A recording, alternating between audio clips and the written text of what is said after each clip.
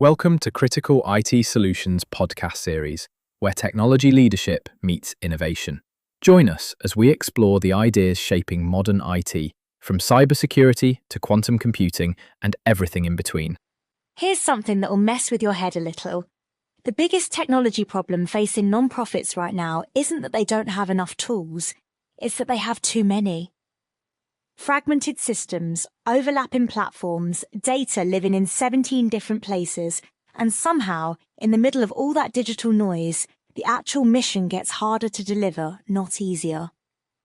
Today, we're getting into the real technological challenges facing non-profit organizations, why the instinct to just add more software is often the wrong move, and what it actually looks like when a technology partner genuinely helps a mission-driven organization advance its work. By the end of this episode, you'll understand the structural barriers nonprofits face, the data behind the tech investment gap, and what good tech partnership looks like in practice. I've got someone here who's been deep in this space, so let's get right into it of what's actually going on inside. So the picture is honestly messier than most people outside the sector realize. Nonprofits are operating under conditions that are fundamentally different from a for-profit company.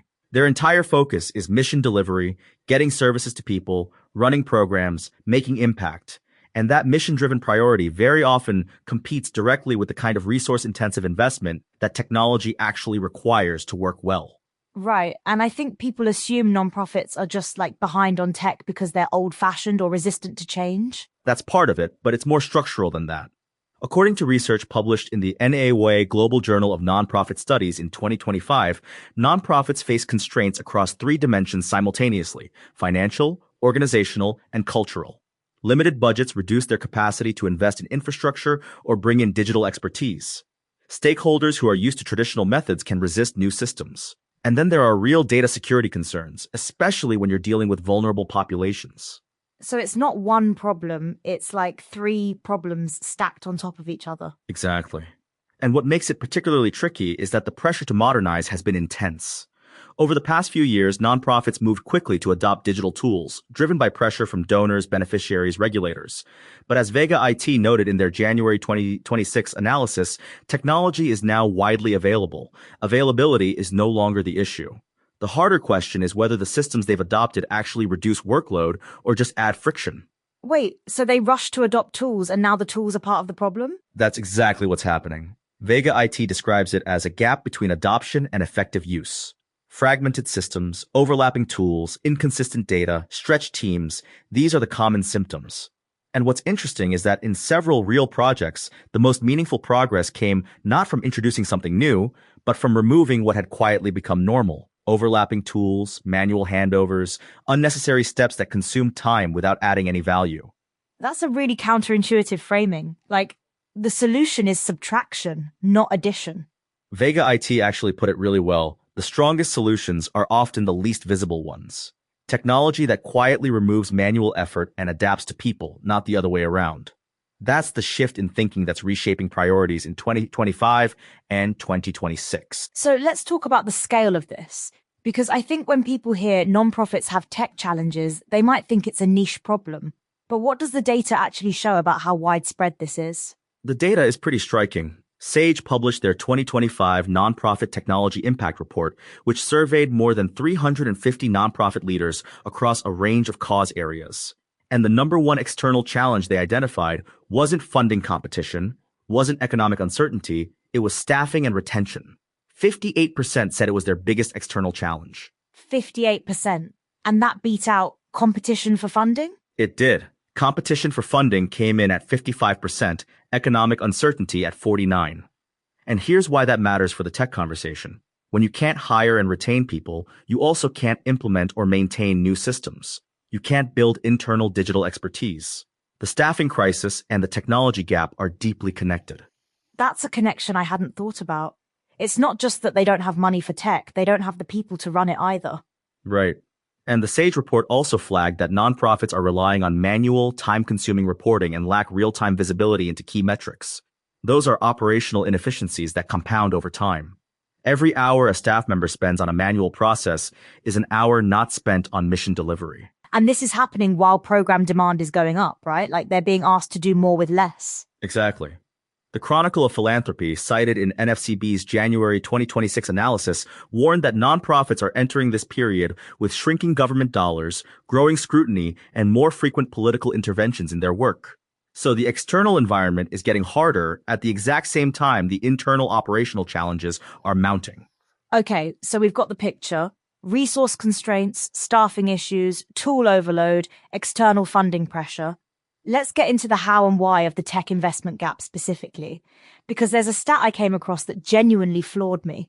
Go for it. So according to Protiviti's 2025 data cited by eRiders, nearly 90% of nonprofits say technology is vital to their fundraising success. 90%, but less than 3% of their budgets, on average, go toward tech investments. That gap is almost hard to believe. It's a real tension. And eWriters framed it really well. That gap isn't just ironic, it's a mission risk. Because if you believe technology is essential to your fundraising and your operations, but you're not investing in it, you're essentially betting that things will hold together on their own. And they don't. So what does that actually look like when things don't hold together? Like, what's the real world consequence? There's a really concrete example from a case study published by Secure Data Technologies in February 2026. A long-standing nonprofit transportation provider in rural Missouri, they serve seniors, people with disabilities, rural residents who depend on public transit for medical appointments, work, essential errands. Their information systems were completely outdated. What kind of outdated are we talking? Fragment scheduling and dispatch systems that were straining staff resources, limited visibility into data needed to optimize service delivery, and security vulnerabilities that were exposing sensitive rider information. This is an organization whose mission touches thousands of lives, and their technology was actively getting in the way of that mission. That's not a minor inconvenience. That's people not getting to their doctor's appointments. Exactly. And what's instructive about how they solved it is the approach their technology partner took. Secure Data Technologies didn't just show up and install software. They started by listening to leadership, to frontline dispatch teams, to understand both the technical limitations and the operational realities. The goal, as they put it, wasn't just to install software, but to strengthen the organization's ability to serve communities more efficiently and securely. That distinction, listening first, seems like it should be obvious, but I'm guessing it's not always how these engagements go. It's actually one of the defining differences between what Vega IT calls vendors versus partners. A vendor sells you a product and moves on. A partner understands your context. And in this Missouri case, the partner focused on three things: modernizing the infrastructure to enable real-time scheduling and automated reporting, enhancing data security with layered measures to protect vulnerable populations, and delivering training tailored to different user groups so staff could actually adopt the new tools confidently. And what happened after the implementation? Dispatch efficiency increased. Staff could focus more on rider care and less on administrative burdens. Data insights improved decision-making for route planning and cost management. And the organization was better positioned to secure future funding because they could now demonstrate operational reliability. They're now serving across 87 counties with systems that actually support that scale. 87 counties. That's a massive footprint for a nonprofit. And the tech was the thing holding them back from fully serving it. That's the thing. The mission was always there. The capacity to deliver it was constrained by the technology. And that's a pattern you see across the sector. Let's talk about another example, because I think the Missouri story is very operational, dispatch, logistics. But there are nonprofits doing very different kinds of work. What does tech partnership look like in, say, a mental health context? So there's a really compelling case from Tech to the Rescue involving an organization called Vida Plena in Ecuador. They're working to transform mental health care across Latin America, operating in areas where emotional well-being often goes unnoticed or underserved. They partnered with a tech team called Digital Mountaineers through a pro bono arrangement. Pro bono tech work. That's a whole model I want to come back to. It's a really important model. And what the Tech to the Rescue case study highlights is that the pro bono partnership allowed Vida Plena to concentrate their fundraising efforts on their core mission rather than diverting resources to technology costs. The collaboration amplified their impact precisely because it removed a financial barrier that would have otherwise forced a trade-off. So the tech partner essentially donated capacity that the nonprofit couldn't afford to buy, and that freed up the nonprofit to do what they're actually good at. Right. And that's a model that's gaining traction. Tech to the Rescue has documented multiple cases like this. The White Helmets working with Twilio on crisis communication. Ashoka using AI and user-centric design to turn their data into global change. These aren't small experiments. They're demonstrating that when tech expertise meets mission clarity, the outcomes can be transformative. Okay, I want to zoom out a bit and talk about cloud computing specifically, because it keeps coming up as this structural solution. What makes cloud different from just, buying better software? The fundamental difference is the cost model. Traditional IT infrastructure requires substantial upfront investment in hardware, servers, ongoing maintenance. For a nonprofit with a tight and unpredictable budget, that's a huge barrier. Cloud computing flips that to a subscription model. You pay for what you use when you use it. According to Stealth Tech 365's March 2026 analysis, that alignment with nonprofit budgeting models is one of the most significant advantages. So instead of a massive capital expenditure upfront, it becomes an operational expense you can actually plan around. Exactly. And there are compounding benefits beyond cost. Cloud platforms support remote work and distributed teams, which is critical for nonprofits that rely on volunteers working from multiple locations. They centralize data so everyone's working from the same information, and they provide enterprise-level security, encryption, access controls, compliance with regulations like HIPAA that most nonprofits could never afford to build and maintain on their own. That security piece is interesting because I feel like data security is one of those things nonprofits might not think about as urgently as, say, a hospital or a bank, but they're often handling really sensitive information. It's actually one of the areas where the NEY Global research from 2025 is pretty direct. Dr. Kazanskaya's analysis identifies data security concerns as a structural barrier to digital transformation in nonprofits, and notes that sustainable transformation requires robust cybersecurity as a non-negotiable component. The Missouri Transportation nonprofit is a perfect example. They were serving vulnerable populations with security vulnerabilities in their systems. That's not just an IT problem, it's an ethical one. And Vega IT's 2026 piece made the point that security and transparency are no longer optional for nonprofits. That's a shift from even a few years ago. It is. Donors, regulators, beneficiaries, they all expect a higher level of accountability now. And the funding market, as SAGE's 2025 report noted, is demanding higher levels of financial transparency and efficiency than ever before. So the pressure is coming from multiple directions simultaneously. Let's talk about AI for a second, because it's impossible to have a tech conversation in 2026 without it. Where does AI actually fit in the nonprofit context? This is where I think the nuance really matters. Vega IT's 2026 analysis opens with a pretty bold statement. 2026 is not the year of AI for nonprofits. AI may play a role, but it's only one part of a much broader picture. And by 2026, AI is no longer a novelty in the sector, but adoption remains far more cautious than in commercial environments. Why more cautious? Is it a trust thing, a cost thing? It's a combination. There are real questions about how AI aligns with mission goals, about equity and bias, about what it means to use AI when you're serving vulnerable communities. NTN actually published an AI framework for an equitable world in 2024, specifically to help organizations surface those questions before adopting AI tools. The framework doesn't give you the answers, it helps you find the right ones for your specific mission and community. That's a really responsible approach. Don't just adopt AI because it's there, ask whether it's right for your context. And there are cases where AI has been genuinely transformative. Crisis Text Line is one of the most cited examples in the NAY Global research. They used AI and real-time analytics for crisis response in ways that scaled their service delivery dramatically. But the key insight from that case is that AI was positioned as a useful assistant, not a replacement for people.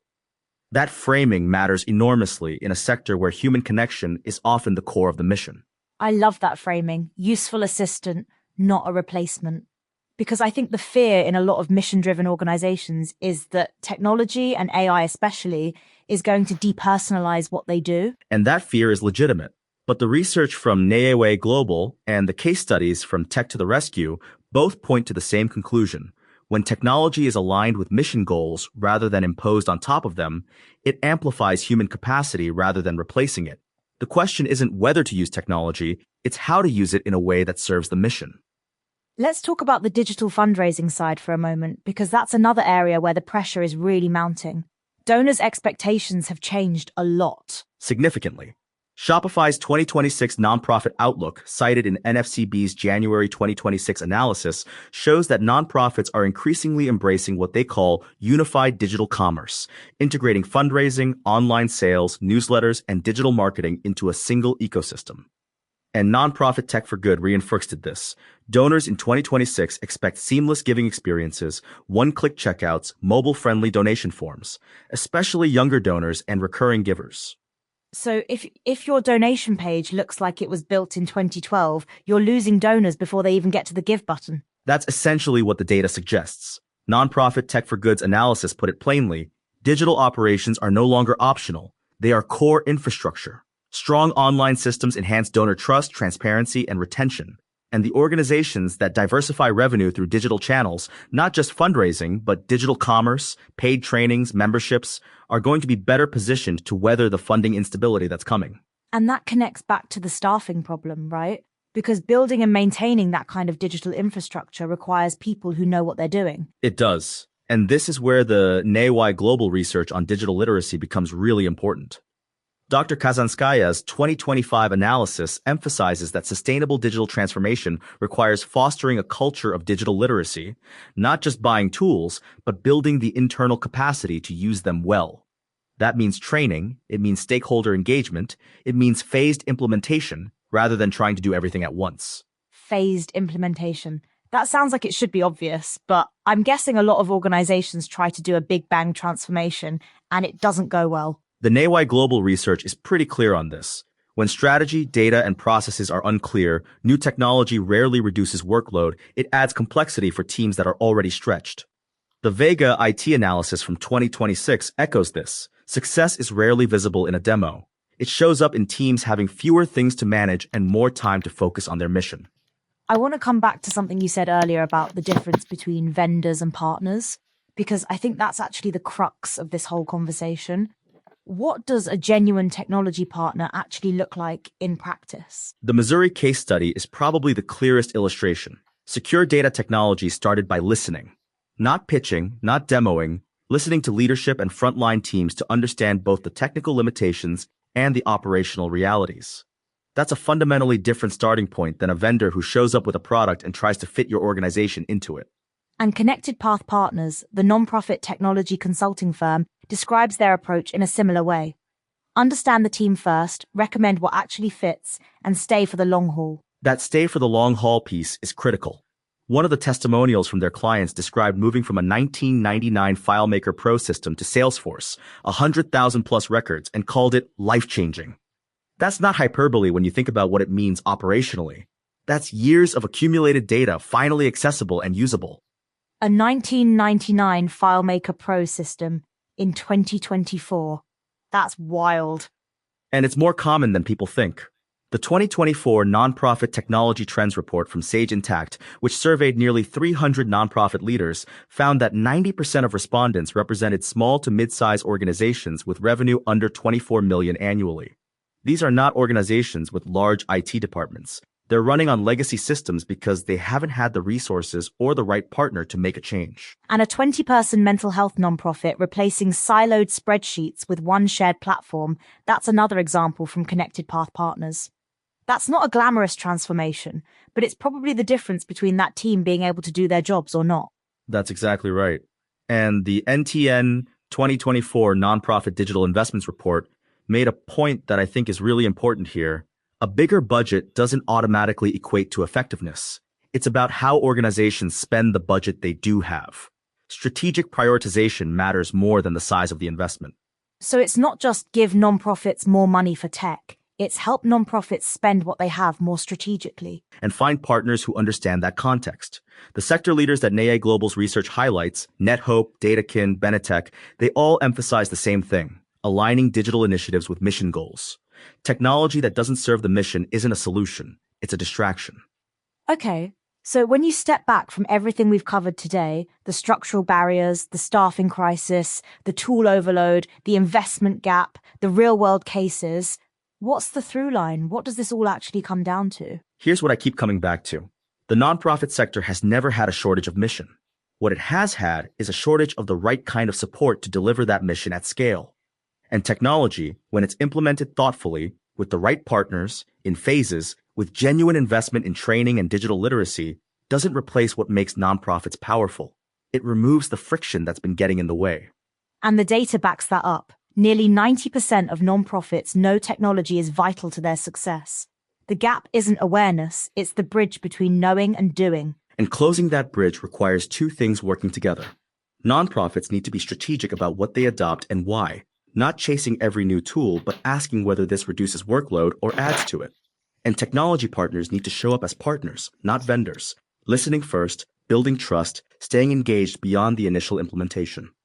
The Missouri Transportation Nonprofit is a good reminder of what's at stake when that bridge doesn't get built.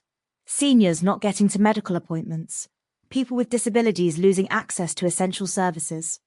The technology failure wasn't abstract, it had a human cost. And the flip side is equally true. When Vida Plena in Ecuador got the right pro bono tech partnership, they could redirect their fundraising energy to their core mission, transforming mental health care in communities where it had been invisible. That's what good technology partnership actually unlocks. So here's the actionable piece for anyone listening who works in or alongside a nonprofit. The question to ask isn't what new tool should we add, it's what friction can we remove. And if you're evaluating a technology partner, the first thing to notice is whether they're listening or pitching. That's the right test. And for the technology partners in the room, the consultants, the cloud providers, the pro bono tech volunteers, the opportunity here is enormous. The nonprofit sector is full of organizations that have the mission clarity and the community trust that most companies spend decades trying to build. What they need is the operational infrastructure to match. That's a meaningful problem to help solve. We started this episode by saying the biggest tech problem for nonprofits isn't a shortage of tools, it's too many of the wrong ones, poorly integrated, adding friction instead of removing it. And everything we've covered today points back to that. The solution isn't more technology, it's smarter technology with the right partners aligned to the mission. That's it. That's the whole thing. And maybe the most important reframe, technology isn't the mission. It's what clears the path so the mission can actually happen. That's a line worth sitting with. Technology isn't the mission, it clears the path. Thanks for being here, and thanks to everyone listening to Copilot Podcasts. If you know someone working in the nonprofit space who's wrestling with these questions, send this their way. The conversation is worth having.